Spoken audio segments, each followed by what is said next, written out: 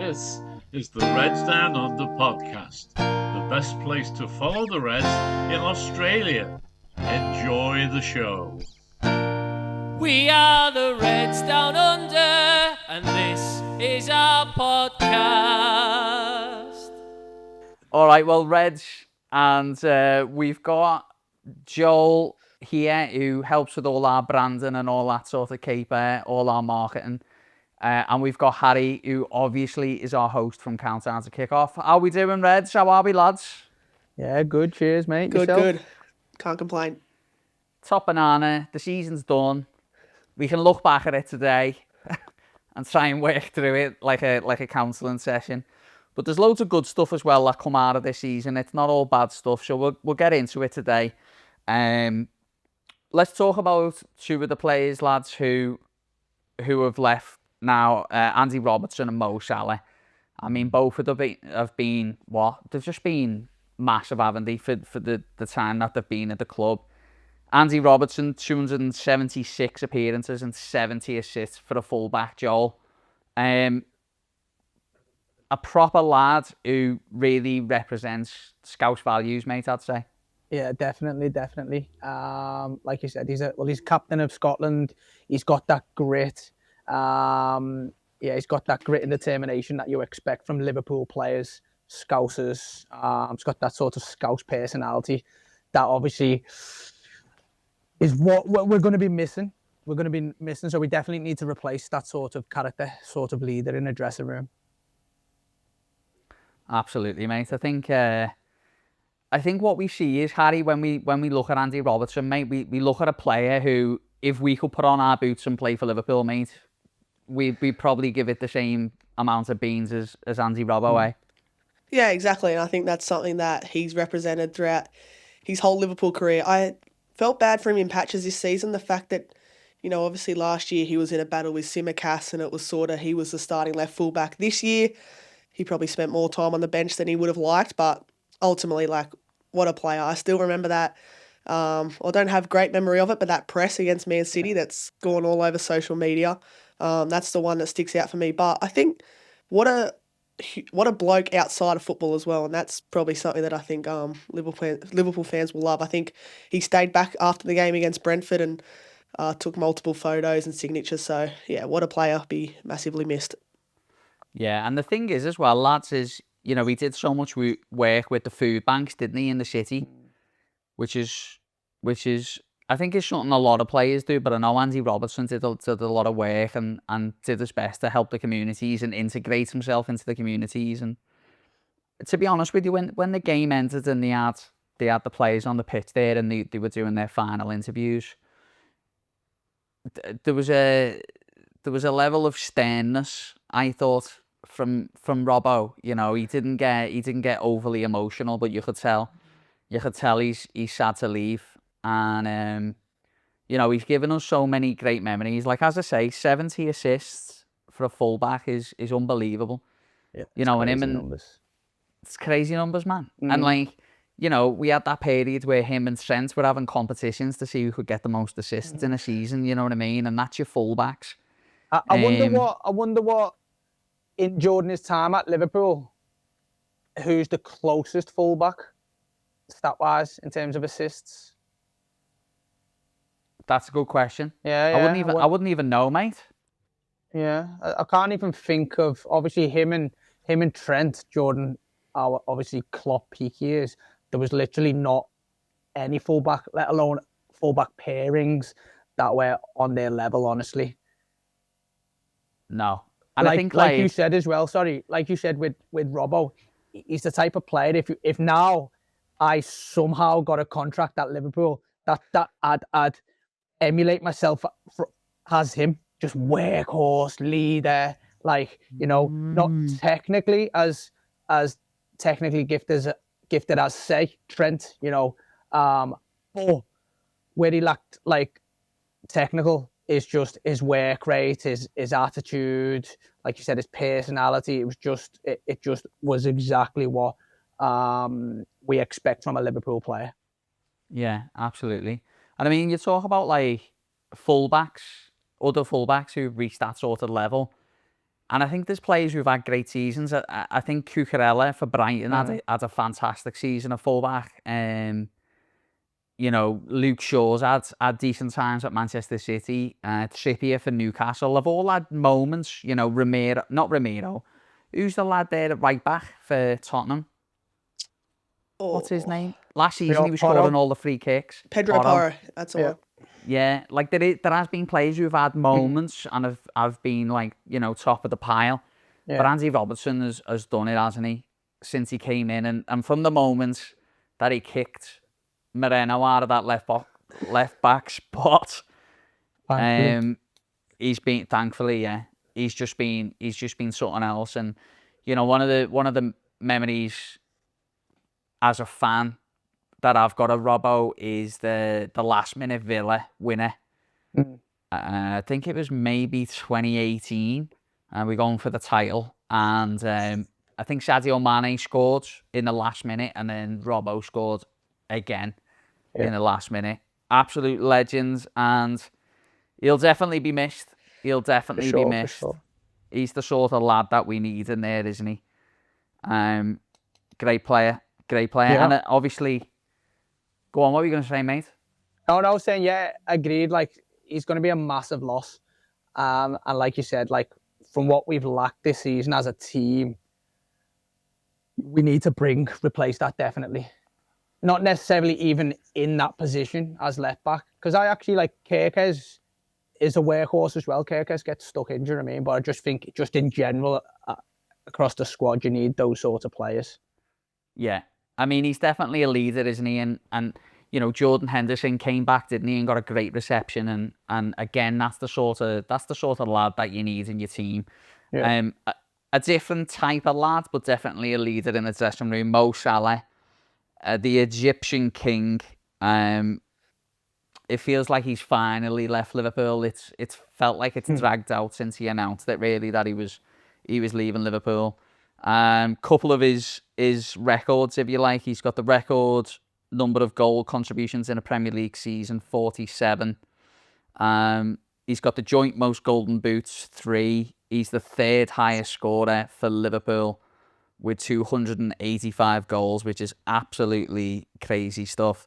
Yeah. And he is the player with the most PFA Player of the Year awards, 3. He's got everything. Harry, how much of a miss is he gonna be? I mean, I know he's not had his best season, but he's still top player, isn't he? Yeah, absolutely unbelievable. It was pretty sad scenes. You talk about being emotional. I thought yesterday he probably showed a little bit more of that than Robertson did. Yeah, massive. Like the amount of, you know, you think of the old Traffords where he went and got a hat trick in that 5-0 win.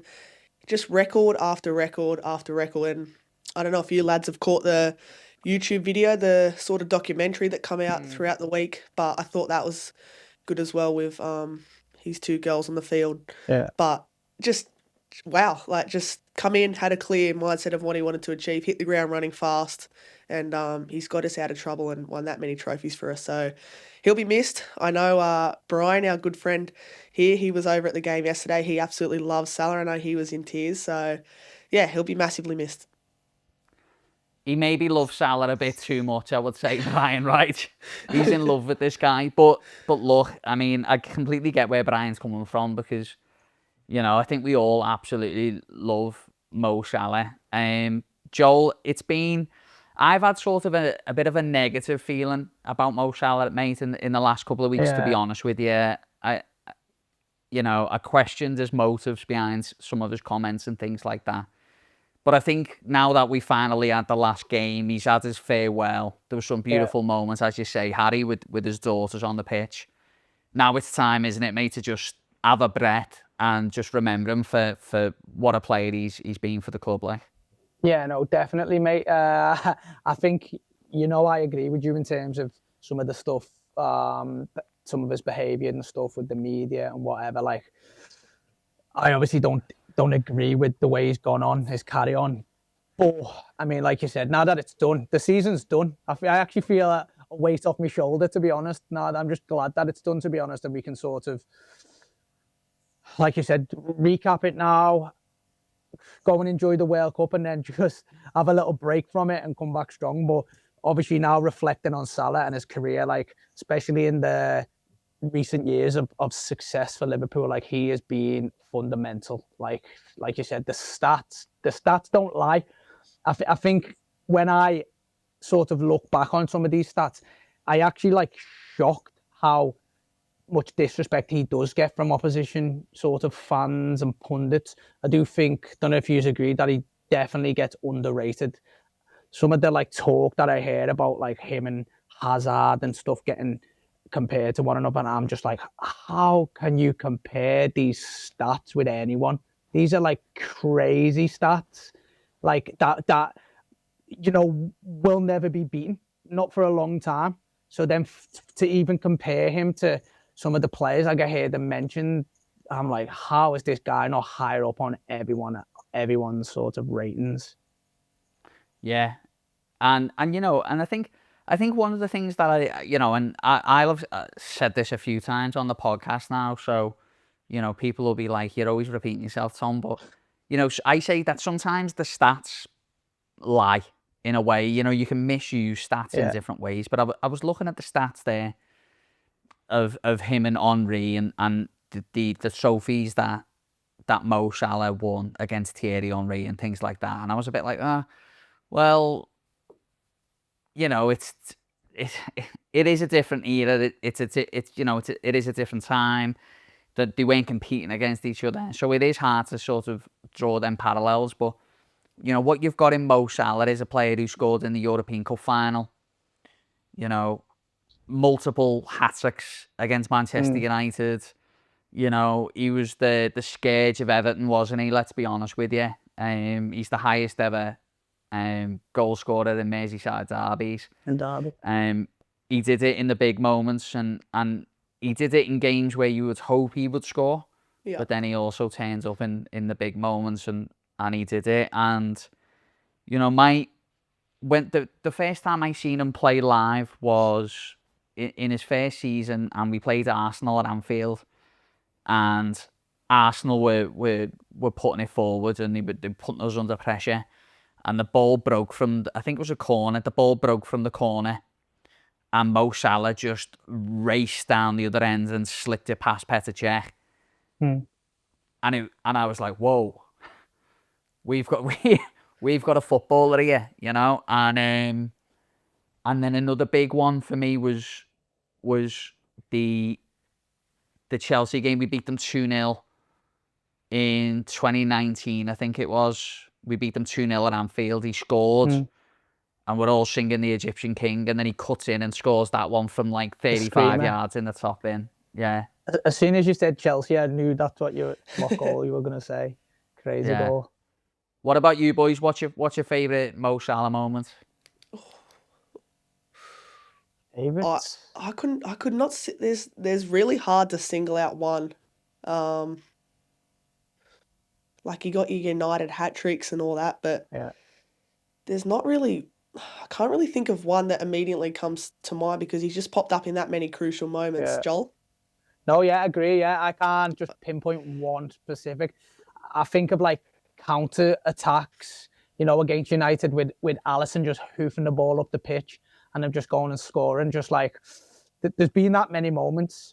I think, Tom, when you were saying then, just when he first come in, seeing him in his first season, I think for me, looking back, I just remember how shocked I was at how much of a success that he's been.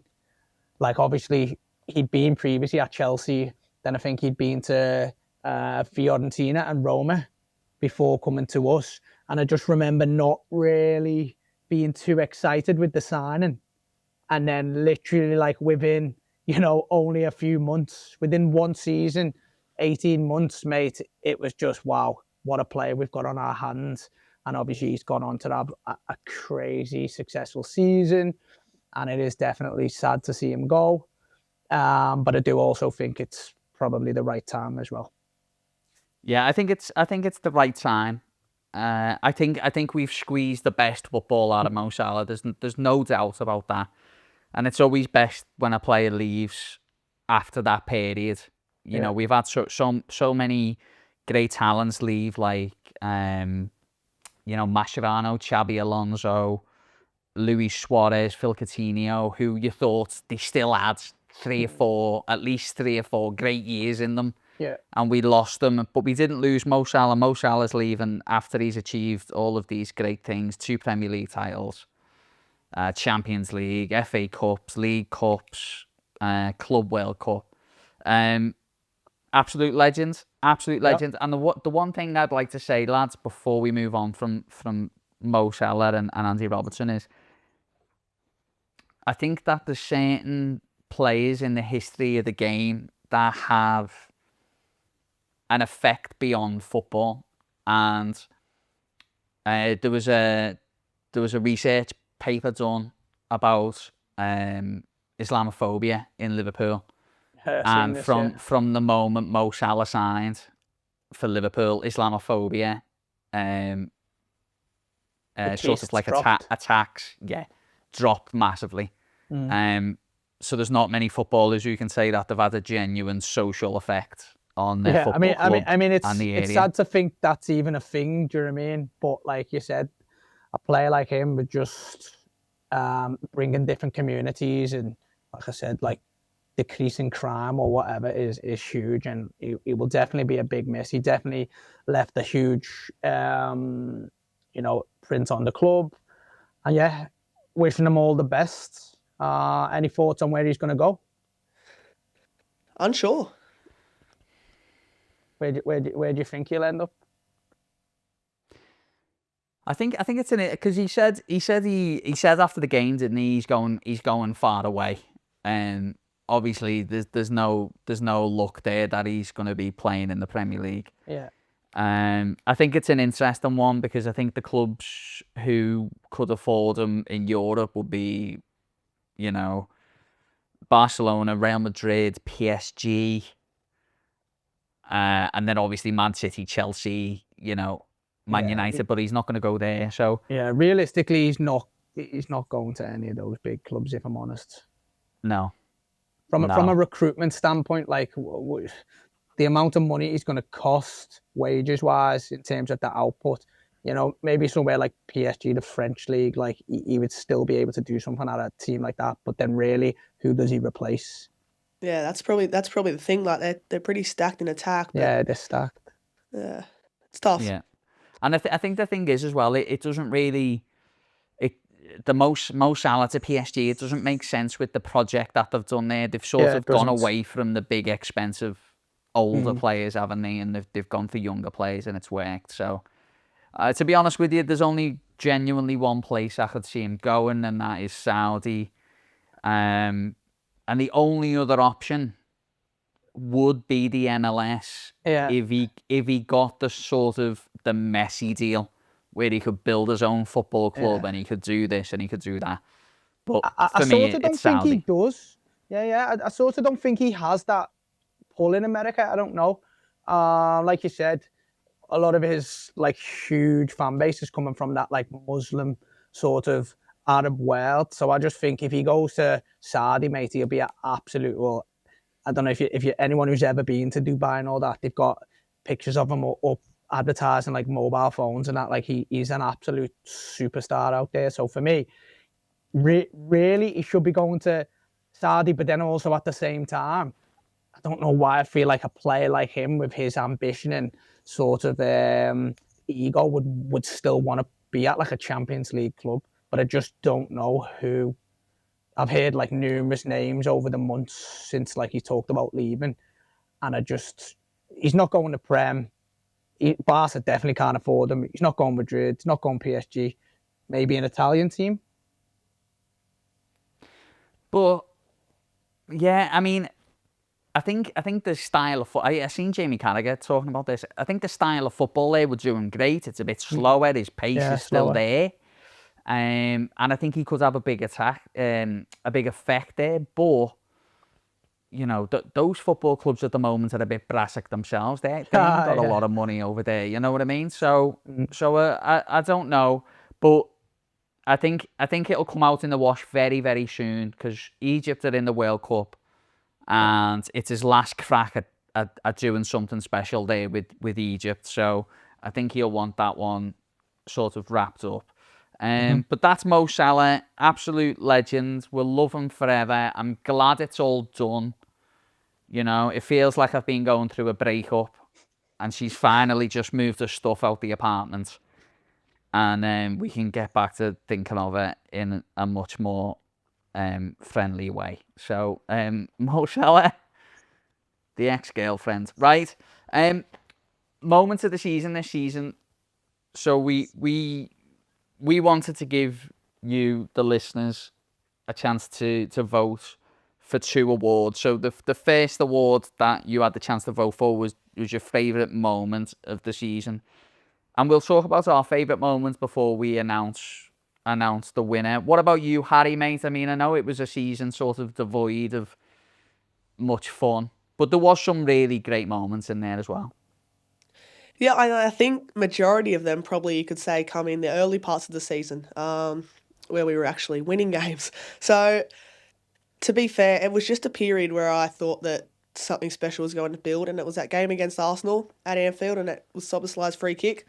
It was the 1-0 win. We love a win against Arsenal, and I think that was a period where we were not only top of the league, but we also signed Isak the next day and all these high ambitions. So, Soboslai free kick, you don't hit him much sweeter than that.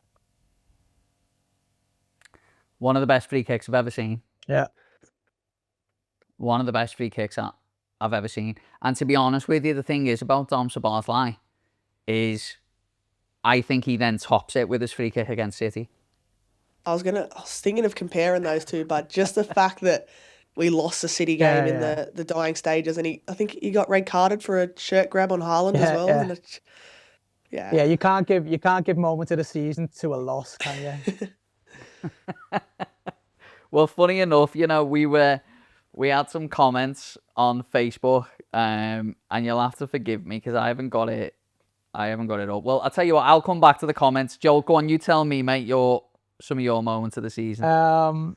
It's funny because I think, like you said, it's been a bit of a mad season where, like Harry said there, a lot of the good points or main memorable points was earlier on in the season. Even though we wasn't necessarily like blowing everyone away, we were getting late wins. I just think most of them come at the start of the season. I think player of the season and moment of the season, most people are going to agree with what we say or what everyone voted, but I'm going to try and be a little bit different here. So my moment of the season is actually Frankfurt away in the Champions League. I think we'd actually lost a few in a row at that point, and it was a little bit down. And then we went and just blew Frankfurt away. I think we went, and the reason it's my moment of the season is because I actually went to it. So it was like my first. It's actually, even though I've been to a Champions League final in Paris, it's actually my first proper like Champions League away day, like group stage. So yeah, went with a few friends. It was a good couple of days there, and then obviously we had a good performance. I remember Ka-Fey's goal getting us back to 1-1. Vert scored as well, if I remember. So it was like a moment of the season where I just thought, right, that's it. We've come back from, a few bad results. We're going to turn this around. We just smoked Frankfurt and we're going to go on a run now. Obviously, that never materialised. But at the time, it was a big moment for me where I just thought, right, that's it. That's the Liverpool I recognise. We played with a bit of flair. We honestly were all over them. And if I remember, they had a couple of decent results prior to that. So I just was like, these are not all right sides. I think it turns out that they're not terrible, but at the time I just genuinely thought, right, this is the turning moment of our season. Like, these players like Vert are gonna like start proving their worth now. So yeah, for me that's tried to be a little bit different. Well, mate, it was a great moment, that one, and I had exactly the same thought as you, mate. I was like, oh, here we go, Vert is getting on the ball now, and and I think Frankfurt played such a high line. And we absolutely tore them a new strip, didn't we? Ekatike ripped them apart on the night. That was a great moment. Let's see what a couple of people said. Jake Davis says, Rio goal versus Newcastle, the only thing to get me out of my seat this season. Adrian Pennington said, for me, the end of the season is the highlight. Darren Tinsley said, remembering last year was pretty good this season. You know, remembering last year's title win was the highlight of this season. One of the moments before we reveal the winner that's voted by you, I think one of the great moments for me personally was Cheers Bar and Virgil van Dijk scoring that 100th minute header. Because we were in Cheers Bar, it was absolutely packed. There was blue noses in there, and it just went absolutely crazy. So for me, that would be one of my moments. But the other moment, which I absolutely loved, was also the moment which was voted for as the winner by you, which was Rio Engamoa's goal versus Newcastle. Late on, comes on from the bench, Mo Salah pins him through, and Rio scores an 100th minute, absolute wasn't cracker. it? 100th. It was late, yeah. It was like 98th minute or 99th minute or something, yeah.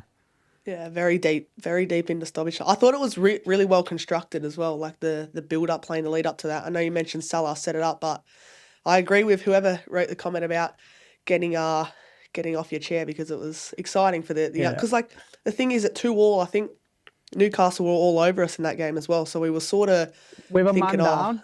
Yeah. Get a man down. The Gordon got sent off.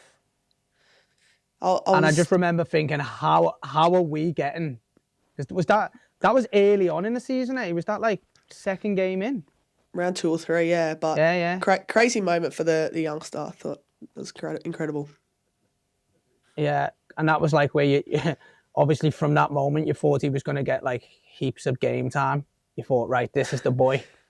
this kid's 60. I think he was 17 now, but at the time he was only 16, and it's like, oh my God, what a player we've got on our hands. He'd obviously had a really good pre-season as well. We'd seen little flashes of him. We're like, this kid's exciting. And then obviously he scores that goal, wins us the game, and it was like, yeah, he's gonna be vital for us this season. But obviously Mr. Slot thought otherwise.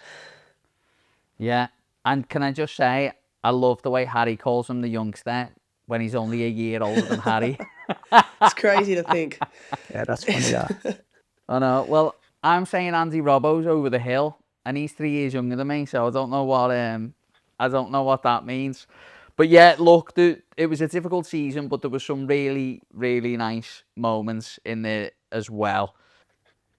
So Liverpool spent a whole lot of money in the summer, but we also had a lot of outgoings in the summer. So don't be listening to all this, we spent £500 million stuff. We didn't.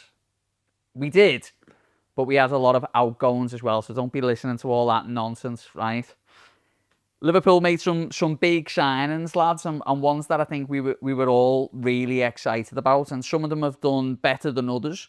So we're going to go through them and give our marks out of 10. Let's start with you, H, and we'll start with Alexander Isak, mate. What did you make of his season? Yeah, a really tricky one. Obviously, an injury interrupted season, because it was that game against Spurs, wasn't it, where he scored, but it also come at the cost with the injury as well. So overall, it's hard to give him a high mark, just personally, just due to the fact that game time was an issue. But even when he was on the field, I felt like at times we struggled to find him for service. I know between both of you, we've had countdown to kick off throughout the season, and we've tried to hype him up as if he was to have a good appearance in a red shirt, but it's been few and far between. I'm looking at a 5 or a 6. It's tough for Isak. I think I just can't wait for a fresh season with him. Yeah, I agree. It's been ravaged, that, hasn't it, through injury this year. It's been really frustrating. What about you, Joel? Mate, Harry's an optimist, giving 6s out of 10s. Wow. Should have been lower. I think sometimes, like when I speak to you boys, it reminds me how negative I am actually at in regard to like us sometimes, because I've got him nowhere near a 6. I'm putting him down as a 4. Yeah, just more because I loved him. I was, when I heard we were linked with him, he was the one I was like, oh my God, I'm absolutely buzzing. This is a game changer. This has taken us from, winning the Premier League. Now we're going to go and win the Prem and the Champions League. Like, I just genuinely was super excited. And I know, like, as in injuries haven't, helped him. But like Harry said there, when he was on the pitch, and I also want to say it's not all his fault. I do think when he was on his pitch, we wasn't actually finding him. So, that's the players' that job is to get the ball to the strikers, or the manager's job to actually like create a style of play around your player that you've just paid 150 mil for.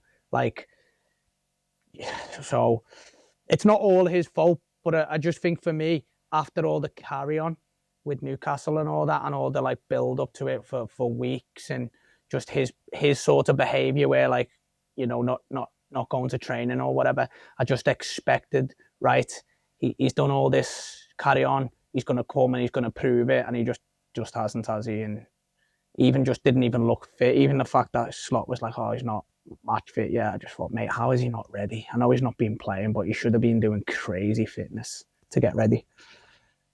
Yeah, I think for me, he hasn't had it easy this season. I think what Harry said about the lack of service, I think is absolutely bob on. I completely agree with you, Joel. Like, the transfer saga dragged on, which wasn't his fault.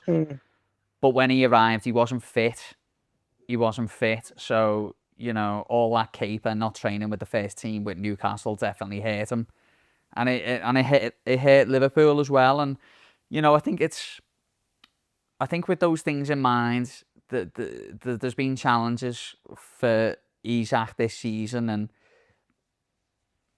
look, I'm still super optimistic that he's a top player. I said at the start of the season, I think Liverpool are signing a player that they think is their 30 goal man, and I still think he is a 30 goal man, but it hasn't played out this season for him. And based on what I've seen from him, I couldn't give him anything higher than a 5, to be honest with you, because even in the games he's played, he's often looked isolated and out the picture. But to be fair, that's something which we can also talk about on Ka-Fey, about being isolated, and we'll move on to Hugo now.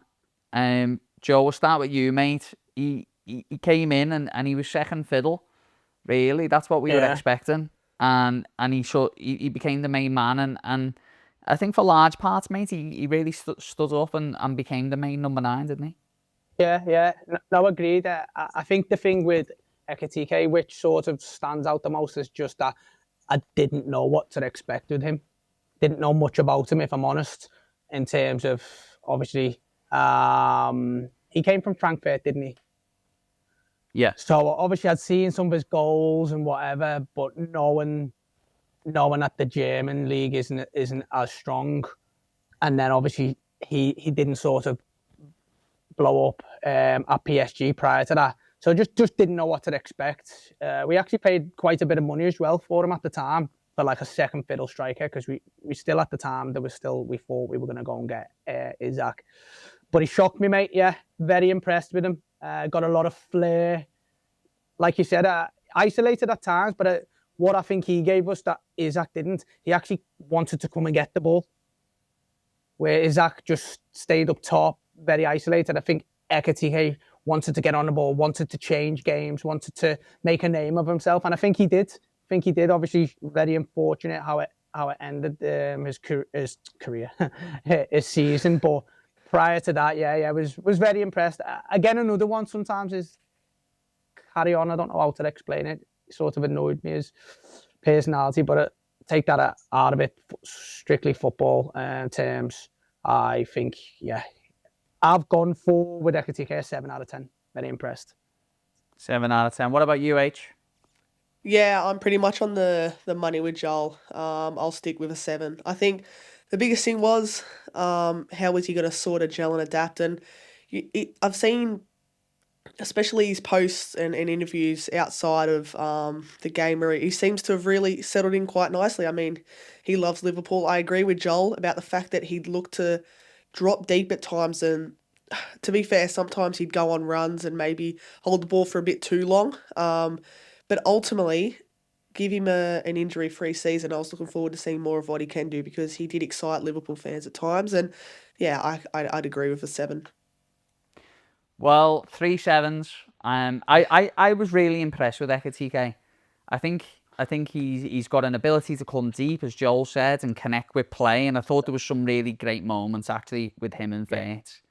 Yeah. He's also got the ability to go beyond. You know, I'd like him to get in and score more tap-ins. You know, a lot of his goals seem to come from he shows a moment of brilliance and skips past the player or something like that. You know, I think it'd be great to see him score. I think if he can master that sort of score and tap-ins, his goal numbers will just completely swell, because he is a player who, you know, on the edge of the box is a massive, massive threat. I think that he started to struggle a little bit as the season went on, but I put that down to the fact that we had one number 9. He was playing every game, every minute of every game that we could get him on the pitch. Hugo Ekatike played, so he sort of drifted a little bit just as Isak came back, funny enough, and then obviously Ekatike got that terrible injury. 7 for me. Flo Wirtz. Where to start with Flo? Maybe I'll start on Flo. Sometimes I watch him and he mesmerises me. He mesmerises me. And I've compared him on this podcast to someone like Phil Coutinho. He's just got that ability to take the ball, move the ball quickly. His feet are unbelievable.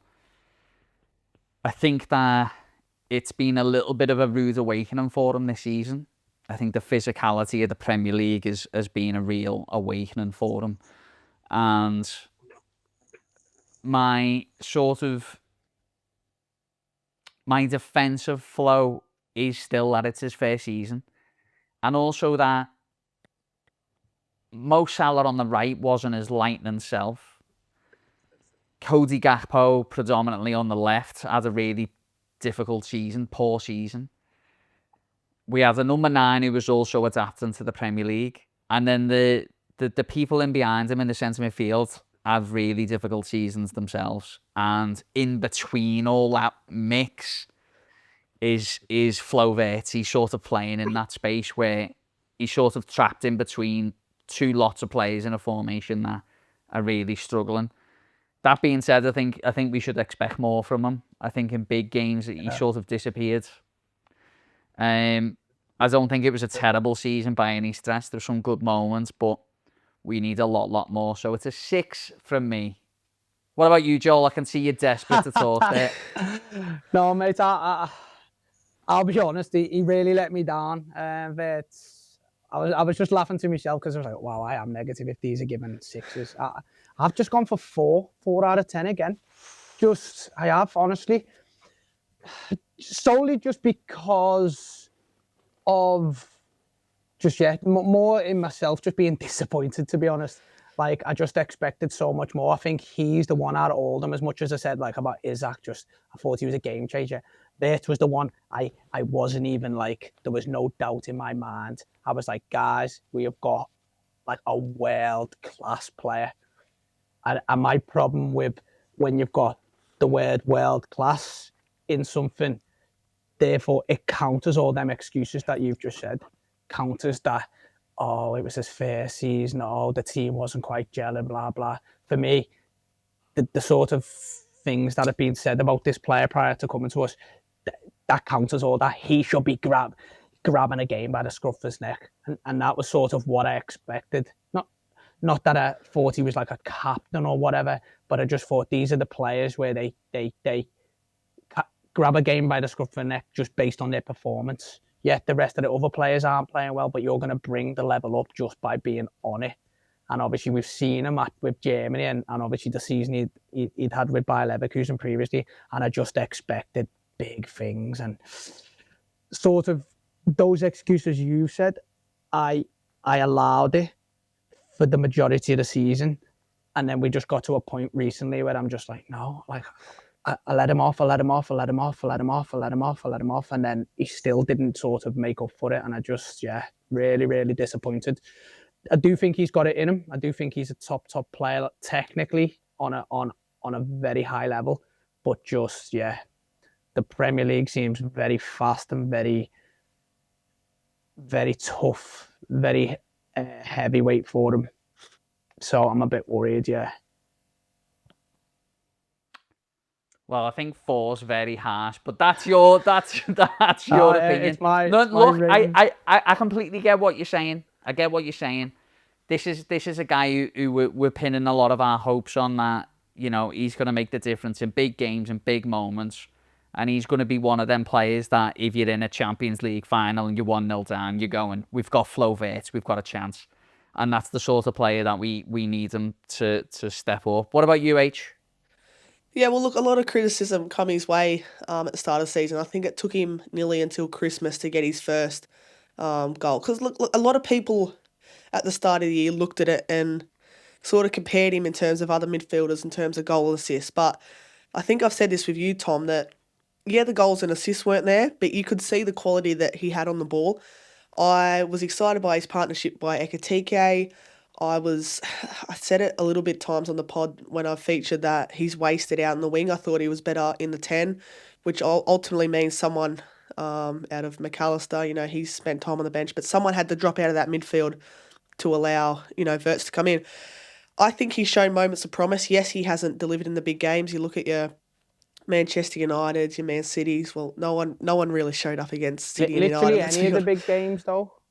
In none of the big games, I remember him playing well, and that's sort of what my thing is with him. And for me, it's when I say he's lightweight. Some of the times I see him kick a ball, he can't even generate power in it, and I'm like, what? Like, he can't seem to kick a ball hard enough. I just it really stresses me out anytime I see that. You can see the class there, that's for sure. And maybe it is a case of next season, fresh year, he's adapting to the Premier League. He'll start to come into his own. I thought when we signed Isak and Salah, I was like, look out at these three. Like, look at the combination between Salah and Isak. But then look who's playing in behind them, Florian Wirtz. But struggled to hit his feet. Had the odd performance where we'd go, is it this time he starts to hit his straps? But I've gone with a 6. But I'm really excited to see him next year. Yeah, look, he's got so much talent, he's got so much ability, but we can only judge it on what he's done this season. Did I give my vote? I don't think I did I? Don't think so. I think did you say 6? Did you say, 6. I was going to say me and you, and then Joel's gone with 4. 6.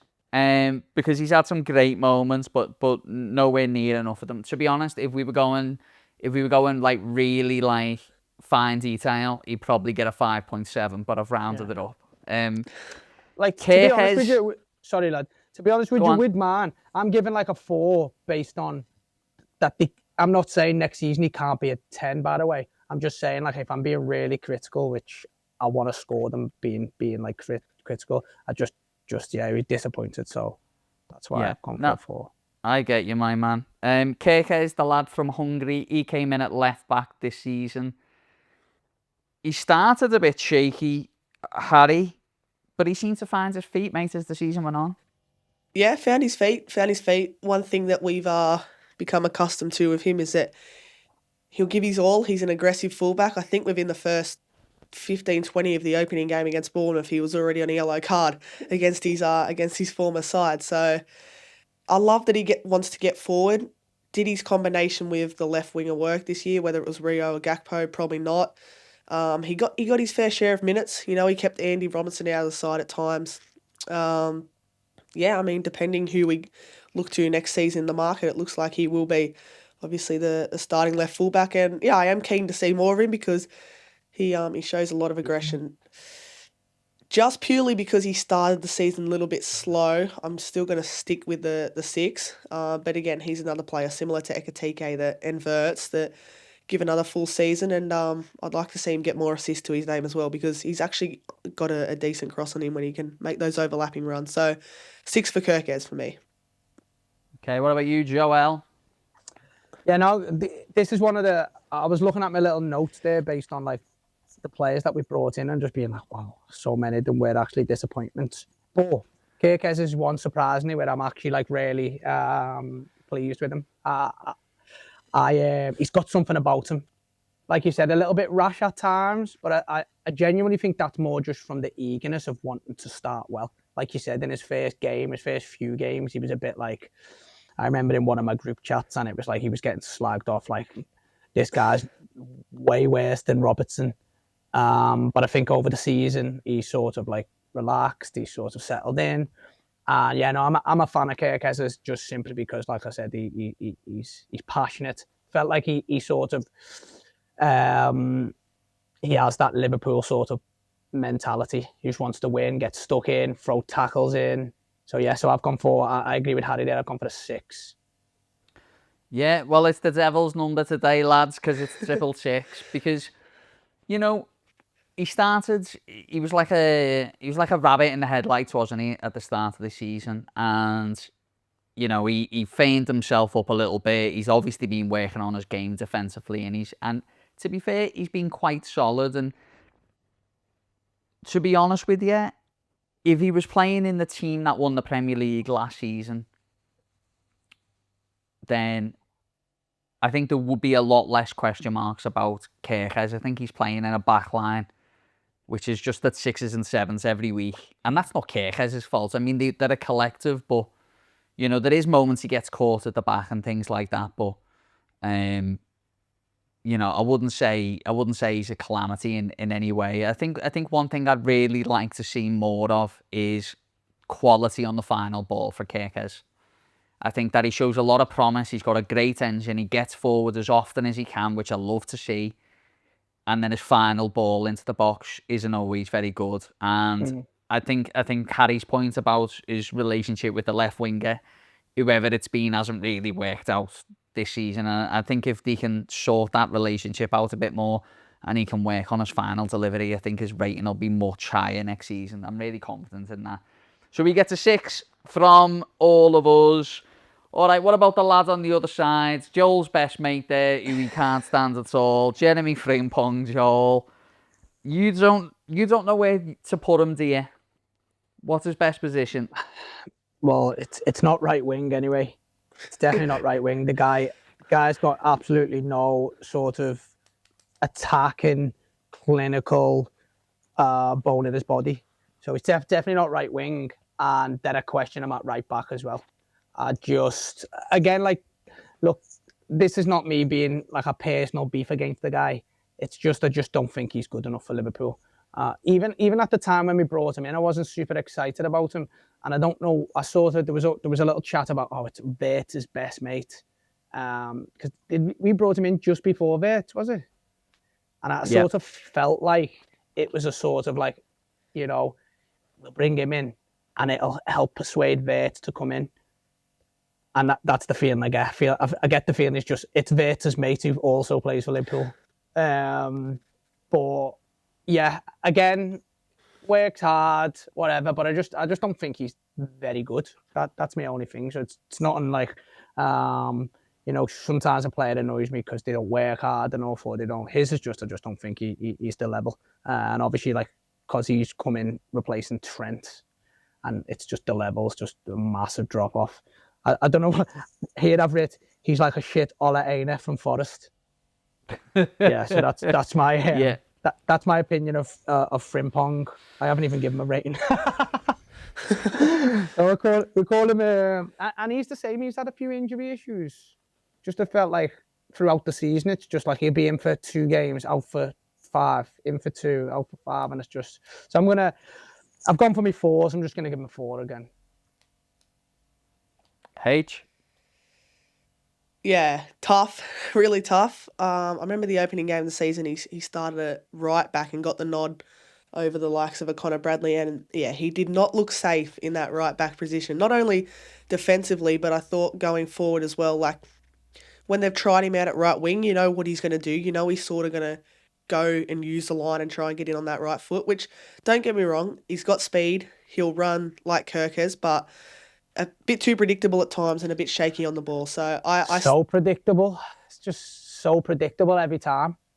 Yeah, and the fact that he don't know where his best position is right as well. And I know Arnie Slot mentioned the term when a reporter asked, how do you describe the season in one word? And Slot said injuries. Well, yes, Frimpong is another player who has had his fair share of injuries, but with the injury to Connor Bradley, you've had Soboslai drop into right back, Endo, Frimpong. So he's had his chances, and he's another player who just hasn't delivered. I was going to say a 4.5. I'll stick with it. I'll go a little bit higher than 4. I'll go 4.5 for Frimpong. Yeah, I think I really like the player. I really like him. I like his. I think you're spot on with what you're saying there, Joel. It's predictable, but it's a great outlet to have in certain games. I don't think the way Liverpool play suits him all that well. You know, I think that the way that Arnie Slot likes to play with a high sort of press up the pitch. Really, I think what you're looking for is quality from your fullbacks. And I think often Jeremy Frimpong's quality is not there. Same as Kirkes. I quite like, when I look at him, I feel like he's got a good attitude. I don't know whether you boys agree with me on that, but he looks like a lad who's having a crack. Although he fixes his hairband far too often. Don't, Tom, because that, as you're talking there, that's all I can think of. I can think of the amount of times I've seen that player. I can't actually think what game it was, but there was a game in particular. He dropped his headband, and instead of running back, like, to chase the ball and not worrying about his headband, he actually stops mid-play and runs back and gets his headband while the other team are attacking. I think I do remember that game in particular. There was one in particular. I can't remember who it was against, though. I lost my shit, boys. I remember watching it live, and I'm like, what the fuck's he doing? He literally ran, picked up his headband, put it on, and started defending. I was like, oh my God. And that was sort of when I just lost it. I was like, man, I can't take this guy serious, honestly. Yeah. And like you said, I think he's got a great personality. He's definitely bubbly. These type of players are good to have in a changing room.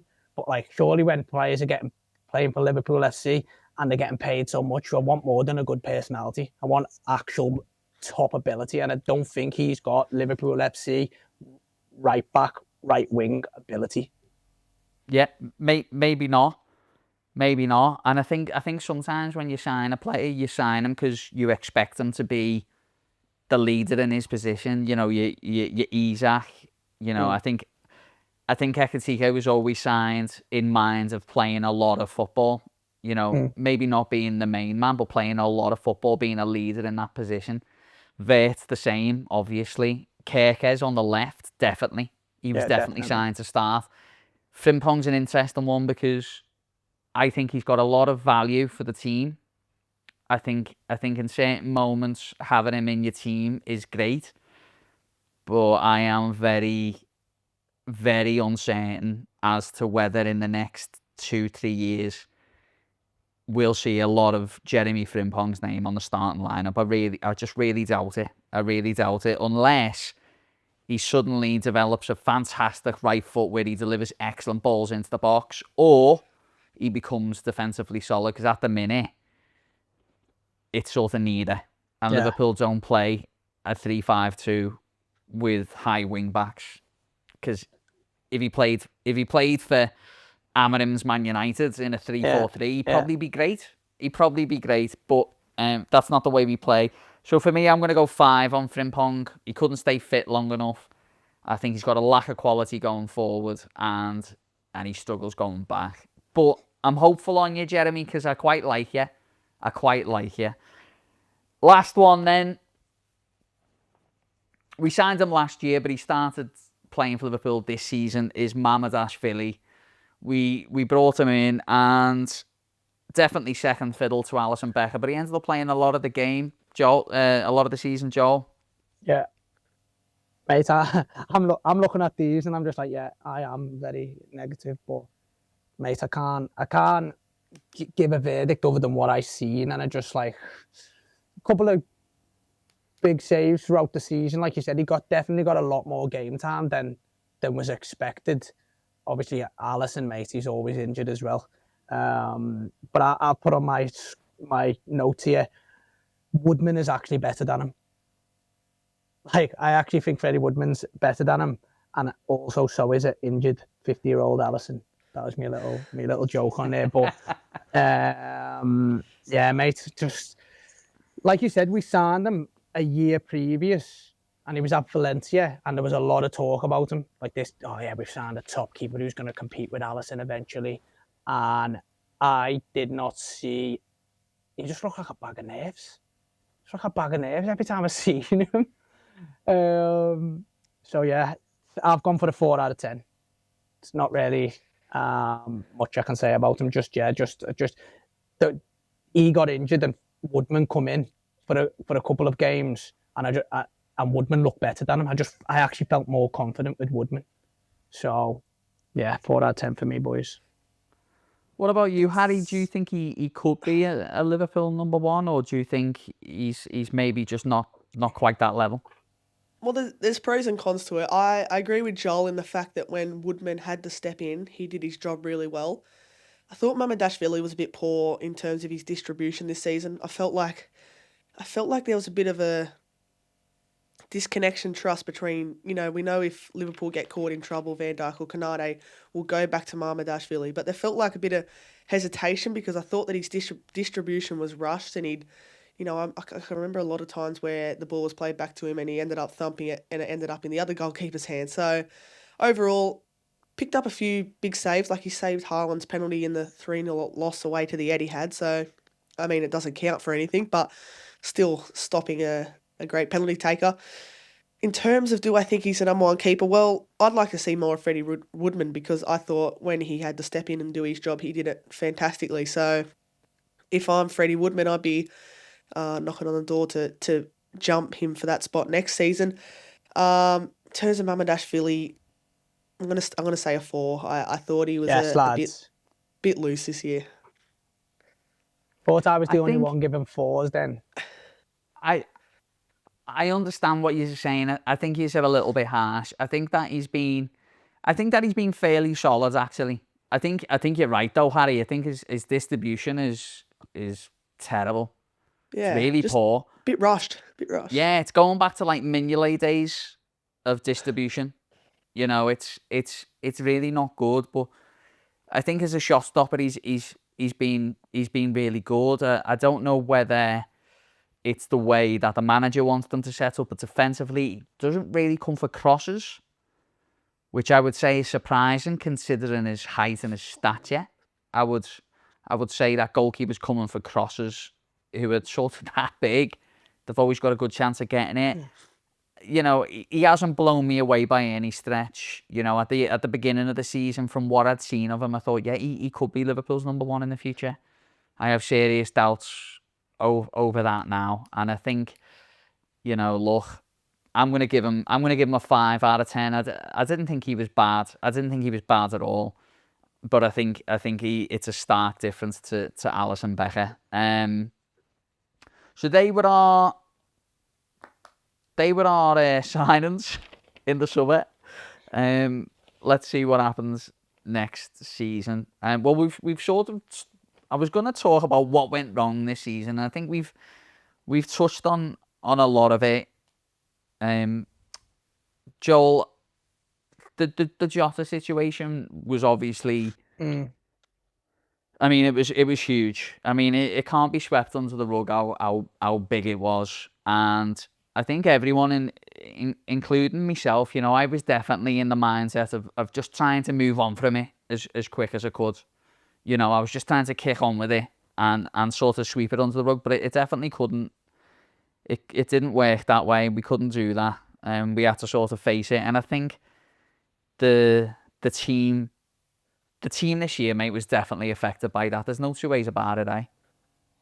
Yeah, no.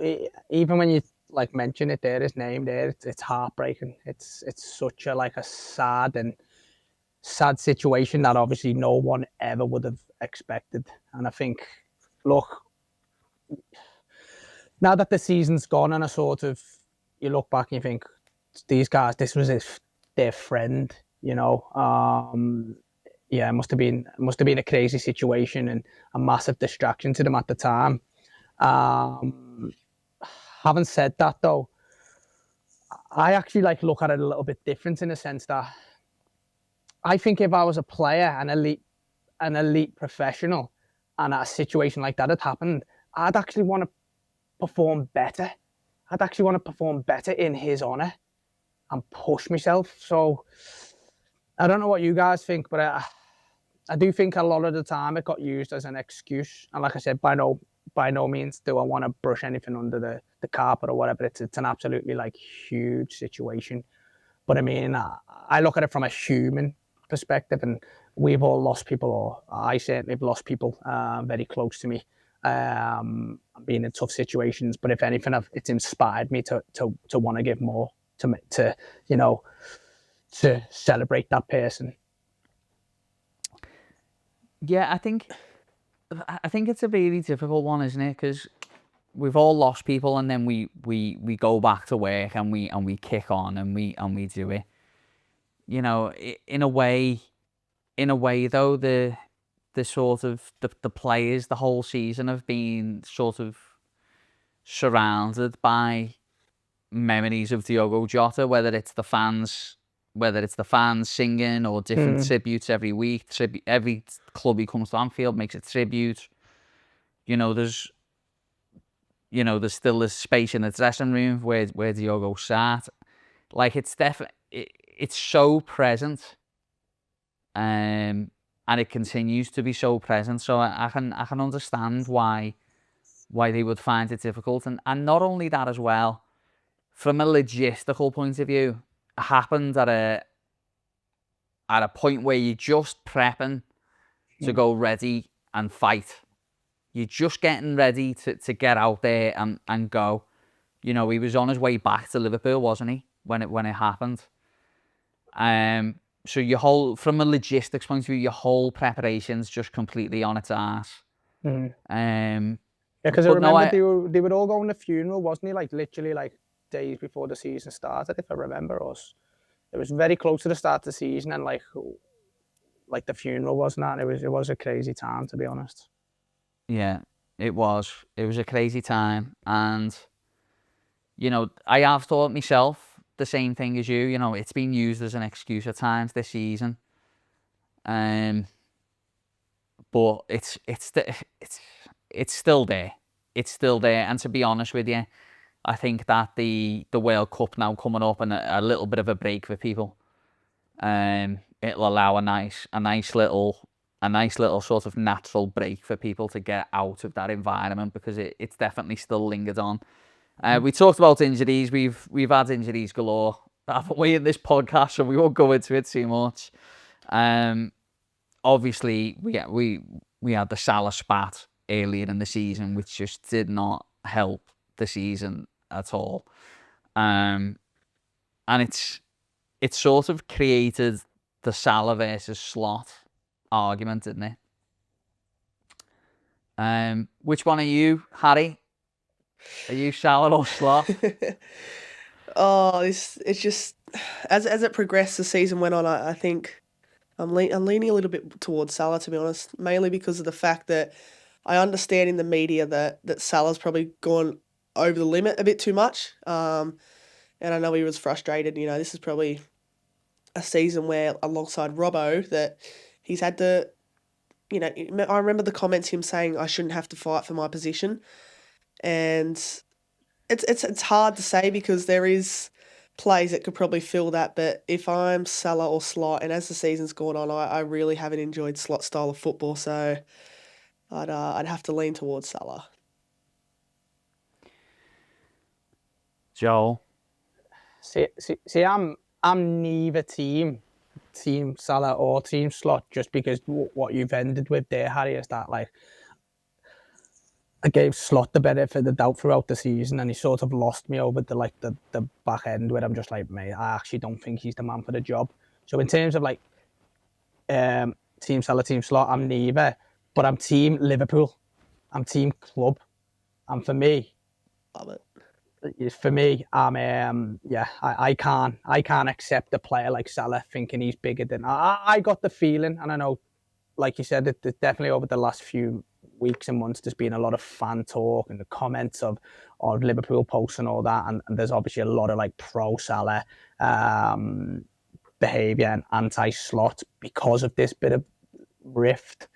But for me, he made it about him. Salah made it about him and about his career and his ego. Just the sheer fact that he doesn't usually stop at the media walk, doesn't even usually stop and give interviews. But obviously, because he'd not played and he had not started 1 or 2 games, he's going to go and stop and make a big deal. I just think there's one thing in football, like professionalism. Whether you like the manager or not, you represent Liverpool FC. If you represent my club, you represent Liverpool Football Club, you have to act in a certain way. Of course, speak behind the scenes to your mates and whatever, but to go and sort of like slag the manager off and sulk over not starting a couple of games. Oh, I'm Salah, I shouldn't be on the bench. Mate, if you're not playing well, you be on the bench. That's how football works, and that's why we have substitutes, and that's why you have a squad. If that was the case, just you wouldn't have subs and squad.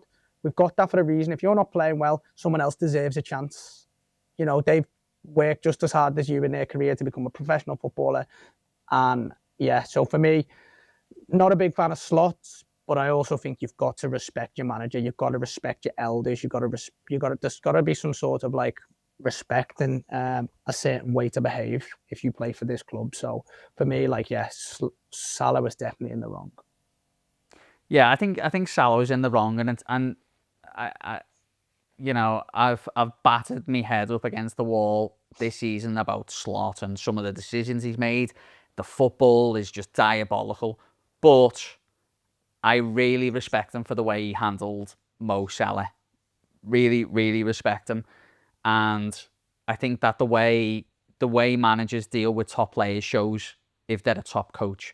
And I think the way he dealt with it in the press and everything was exceptional. And to be honest with you, I seen his press conference after the Brentford game, and he looked like he just came off a 3-day shift. He just looked exhausted, and he was just ready for a break. So I think for me, got a lot. Obviously, I love Mo Salah, but I don't think he's gone about things in the right way. And if anything, it's sort of given me a lot of sympathy for the manager. Now, before we move on, I'd like to say a big thank you to our venue partners, Cheers Bar in Sydney. We love you. We love going to watch the game in Cheers Bar. You look after us. We get some drinks. It's great. Thank you to Ka-Fey in Newcastle. Harry will tell you it's the best cup of coffee in town. Best bacon and egg roll as well. Best bacon egg roll. Harry gets a milkshake. Do you Everything's all get good. freebies, lad? No, honestly, if I'm talking about Ka-Fey, I think I'm the bad luck charm, because every morning game that Max, our friend here at Res Down Under's taken me to, I think I have a terrible record there. But good food, good company, good vibes, and there's no better way to start your day, especially when you get a good kickoff time as well. 7 a.m.'s are perfect. Yeah, nice. Ka-Fey, where there's no better place to start your day. Obviously, the L Files, Wayno, who wanted to be here tonight, but he couldn't make it tonight. He has the L Files, liverpoolaustralia.com.au, I think. But they've got all the new Liverpool news from good news sources, and you can get your official merch from there as well. And the Field to Anfield Road site, FOARSITE.com in America, which is all your blogs, your match blogs and things like that. They're great. And we've got great relationships with them. And they're going to come on the podcast very soon, actually, to get an American perspective. So we'll really look forward to that. Let's do the old fancy football, eh, lads? So we've got the Reds Down Under Fancy Football League, and we had a total of 46 teams enter, which is awesome. And Reds Down Under didn't do that well. We finished 37th. How many people's in it? 46. So it's not great, is it? It's not great. It'd be funny if I won, because I haven't looked at mine since the first week. Honestly, from about the mid part of the season onwards, I don't think I've paid attention to it. It's that sort of thing that grabs you at the start of the season, then just... Mate, it's every season for me. Every season, I'm like, no, this year I'm gonna go. This year, yeah. And then honestly, I last about a month, and then I just forget about it. Yeah. Well, normally the last couple of years I've been shit hot with it, right? I've been doing it every week, and I sort of just got a bit lazy this year. But also, you know, we've started doing 2 podcasts a week now. You know what I mean? I'm busy. Busy boys. But next season, I'm definitely going to get into it more. I'm definitely going to get back to it. But let's look at our top 4. Ligma FC in 4th place. Finished on 2268. Well done, Dan. Like a Virgil with Matty Purchase. Ended on 2277. Second place, Say the Birds, Sam Candotti. Finished on 2302. But the winner on a fantastic 2326 is Anfield FC, Nick Dunphy. Congratulations, lads. Well done, Nick, lad. Congratulations, lads. Nick, I've sent you a friend request. So you've got to accept the friend request so I can reach out to you and get your shirt size, and we'll get Red Down Under gift box over to you as soon as possible. So keep your eye out in your DMs. Now, we're going to do a little bit of Reds trivia from the season. We're going to talk about our player of the season, and we're going to talk about our hopes for next season as well. We're going to take a quick break, get your pens and pencils out, and when we come back, it's Reds Trivia 25-26. It's Reds Trivia. It's Countdown to Kickoff's host, Harry. How old are you, 16? 16, yeah. And we've got Joel, he's 45, but he loves the Reds. And he's going to do some trivia. Right, pens and pencils out, Reds. For the final time this season, we'll have trivia. And by the way, Reds, we're going to carry on in the off-season. Don't worry. You're going to have podcasts every week. We've got some good things coming in the off-season, eh? Some really good things. We've got some really cool things happening. So keep your eyes peeled for that. I've stopped announcing things too early. Yeah. Because when I announce them, then I get people going, when are you doing that? And I'm like, it's happening. So I've stopped announcing things. No, but we'll just let them know that we've got some really cool ideas, some really cool guests, and some things we're going to take the pod to a new level. So, guys, stay tuned and get excited. Yeah, exactly. Well said, Joel. You're good, Yeah, Joe. I love cheers, you. lad. All right, question number 1 then. So what we'll do is I'll ask the questions and then we'll do the answers at the end. Okay? Okay. Yeah, Question yeah, number 1. Who got the assist for Rio Engamo's iconic winner against Newcastle United? Who got the assist for Rio Engamo's iconic winner versus Newcastle United? You both look confident. That's good. I think we talked about it earlier. Yeah, that's the only reason I'd know. Because I'm not good Question with number names 2. and stuff. Who did Isaac score his first Liverpool goal against? Who did Isaac score his first Liverpool goal against? A bit nervous, Joel. Mate, honestly, my memory doesn't hold stuff like that, you know. I'm just like, under pressure, I just go blank. All those early morning wake-ups are starting to... I can picture it as well, but go on. Question number 3. What month did Slot win Manager of the Month? Oh, God. What month did Salah win Manager of the Month? Slot. Obviously, it's this season. That's a guess. The boys are thinking. I've guessed here. Yeah. I've got mine down. I've guessed it. Okay. Question number 4. What club did Liverpool sign Mamadashvili from? Oh, no. What think club Joel's- did Liverpool sign Mamadashvili from? I said it before, young Harry. You should have been listening. Oh, no. Take it from me! Pull one out I the feel air, like Harry. that sort of question I'm good with, right? The start, like the remembering a part in a game or whatever, the ones I'm struggling. And question number 5. Name the centre-back Liverpool signed from Rennes. Or Rennes. Oh, yeah. Name the centre-back Liverpool signed from Rennes. Signed him in January. Are we happy? A little bit. This will be a tight one. Right, we'll do age before beauty. Harry, who got the assist for Rio Engamoa's iconic goal against Newcastle? Who's going? I've gone. I've gone Salah. Yeah, okay. Salah, what do you say, Joel? I said Salah only because Harry said it earlier. Yeah, And I it remember. was Mo Salah. He put the ball across, and Dominic Szoboszlai lets it run through his legs. Yeah. Question number 2. Who did Isak score his first Liverpool goal against, Joel?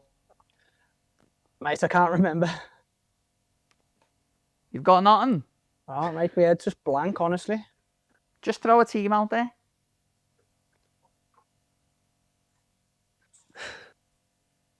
Brentford. Oh! What did you say, Harry? Well, I've got nothing for question 4, so like Joel, I'll take a guess on that one. But for this one, Southampton It was Southampton in the League Cup. Oh, it in was the as cup. well. Question number 3. What month did Slot win Manager of the Month, Harry? I guess I've gone January. Joel? I'm just assuming it's early in the season. I can't recall it, but I just went for October. It was August. In that first month where we won the First forward month on where the we- bounce. Should have known where that. we won, yeah. I knew it would be early, but that was super early. Question number 4. Joel, what club did Liverpool sign Mamadashvili from? Well, I know the answer, so I'll let Harry answer. I wouldn't have a What clue. did you guess? I left it blank. The answer is, I hope it's right, Valencia. Incorrect. What? No, I'm only joking. No, it was Valencia. And question number 5. Name the centre-back Liverpool signed from Rennes. I don't know how to pronounce it properly. Oh, you don't get the point then if you don't, mate. I'll answer it.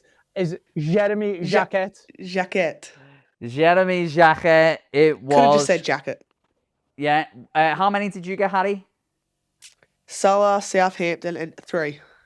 You got 3. What did you get, Joel? Same. I got Salah, Valencia, and Jeremy Jacquet. Come on, Tom. You got to give us a final question to determine Yeah, who yeah, wins. tiebreaker. All right. Don't have it like Tiebreaker. who was it against all the time?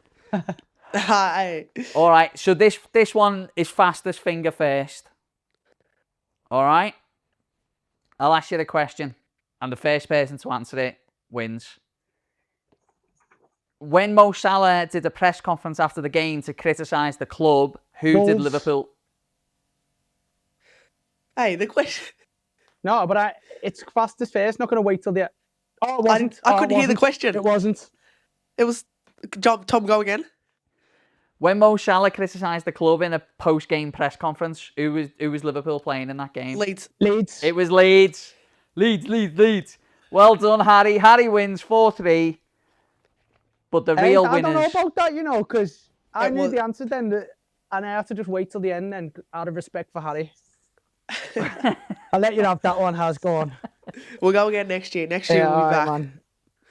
Let's talk about our player of the season. There hasn't been a whole bunch of players, lads, who've done really well this year. I think for all of us, I think there's been one notable standout, Yeah. which we'll get to as a big surprise, I guess. But basically, everyone who voted for him. So Not I think one person voted for someone else. Wow. everyone voted for him. Even when I've watched like pundits or like content creators on Instagram, there's not one other person who's not voted for this person. So Yeah. But let's talk about some of the other notable players who had pretty good seasons. I mean, for me, Rio Engamoa, you know, he's so exciting to watch, lads. You know, he gives it everything he's got. He's fast. His foot's like a rocket. He's great at turning inside. And to be honest with you, boys, he really is the future, isn't he? Yeah. He's incredible. He's just grown as a see. And to be fair to his credit, he's had to buy his time as well, because he's had moments in the season where I know Joel will back me up on this one, because I had him on count out a kickoff and Joel screamed at the camera saying if he does not start. yeah, look, he's just so exciting to watch when he gets on the ball. I love that he loves running at defenders because our other left winger in Gakpo's done that all season and it's resulted in nothing. So at least there's that quality there. And being so young as well, I believe he's been called into the England World Cup training squad just as a train on. Yeah, so massive, and give him another season under his belt. I think he's something special.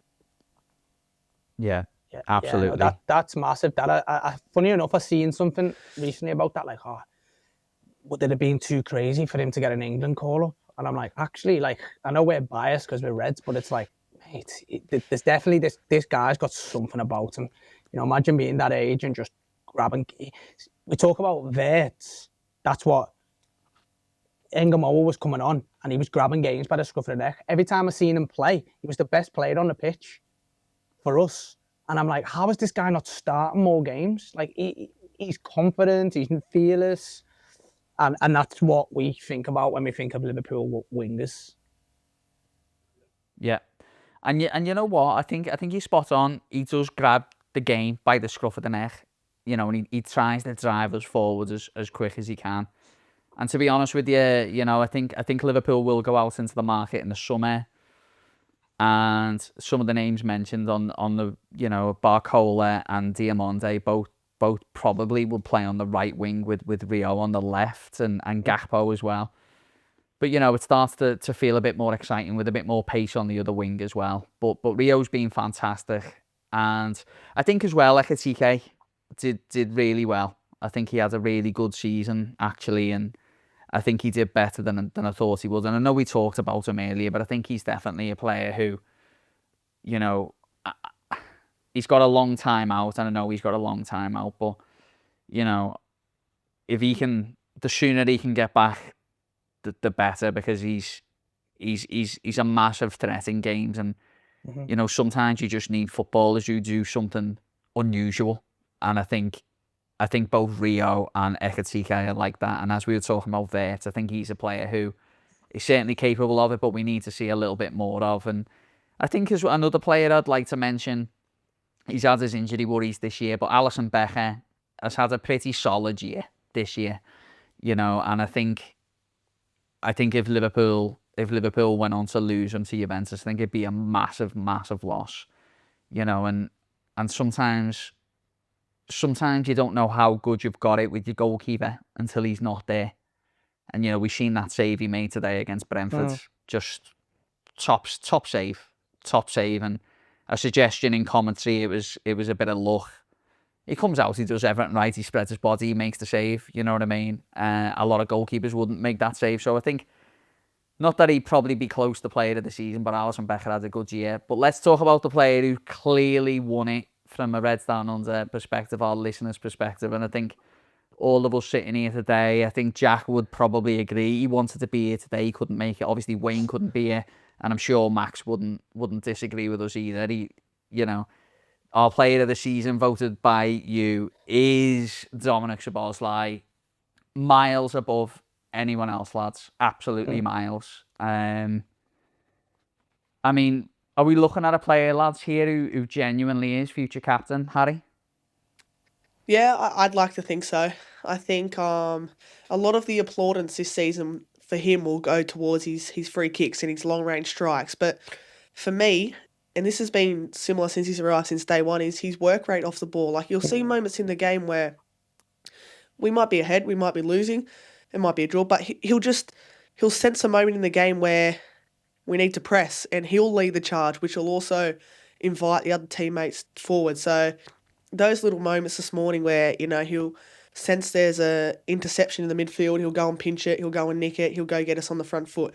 So yeah, I definitely think there's a future captain there. I love him.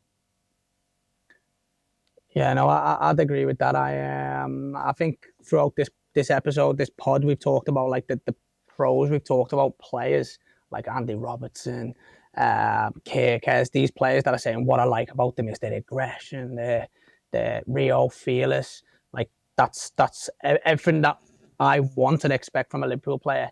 Szoboszlai has.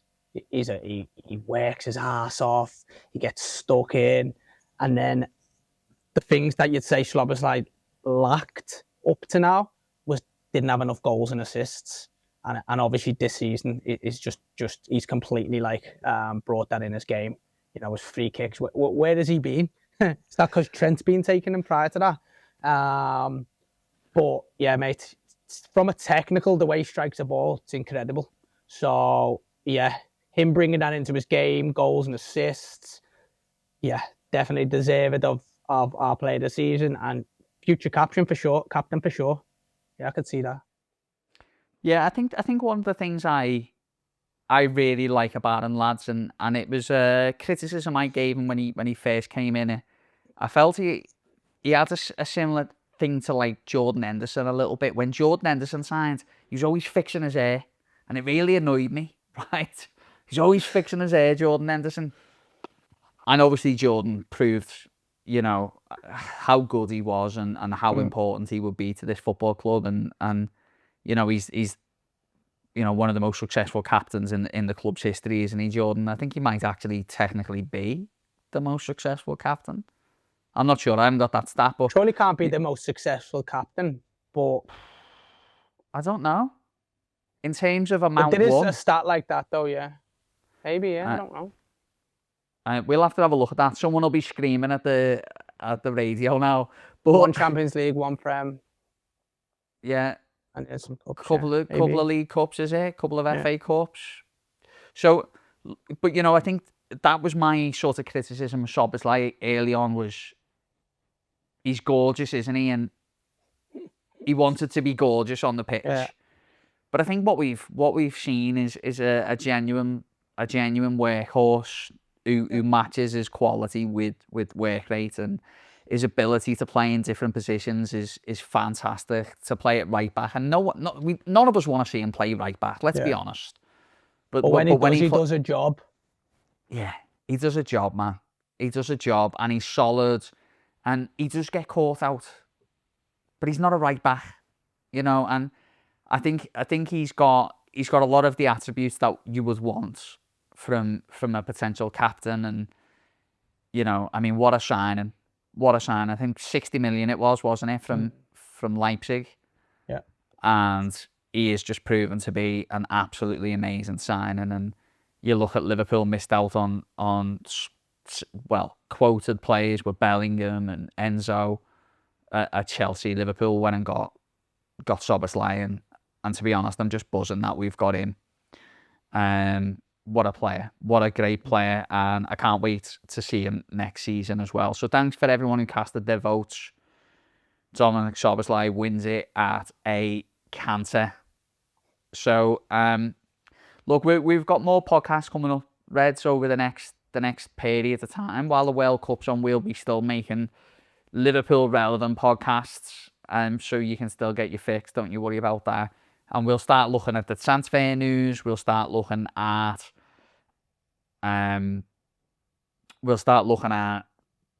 improvements that we need to make in the squad in terms of the way that we play. We'll look at all of that sort of stuff. We'll keep abreast of all that information. And we'll be making loads of social content as well while the World Cup's on. So keep your eyes peeled for that. It'll be reels galore. Reels galore from Reds Down Under. I want to thank everyone who's followed us since we started. So we've been going, 18 months now. And it's been a great journey so far. I absolutely love it. And to be honest with you, my favourite thing every week is sitting down with either my brother or one of my mates and talking about the Reds. It's what I absolutely love to do. So we will continue to do it. As I was saying with Joel earlier, we've got loads of exciting guests and stuff lined up. So we won't reveal that until it's the week of the guest. Yeah. But I will tell you this, merch is on its way. I've got us a supplier. It's all happening. So merch will be ready before the start of next season. So that will be coming. I want to say a big thank you while he's sitting here. I want to thank Harry, because the work he's doing on our Premier League preview show, Countdown to Kick-Off, has been second to none. He's only 16. He's still learning his trade, but he's absolutely brilliant, and I love having him in the team. And a big shout out to Joel, who's been great. He's only been with us a month or so, 2 months, Joel, now. Yeah, couple of months, yeah. Yeah, Joel's been really great and he's really helping us angle our way forward into the future. Wayne's is such a great help for me. Obviously, we've got our Jack, who's always me man who I speak to and ask for advice. We've got Max, who's just like the best support and always gives the best advice and feedback and everything like that.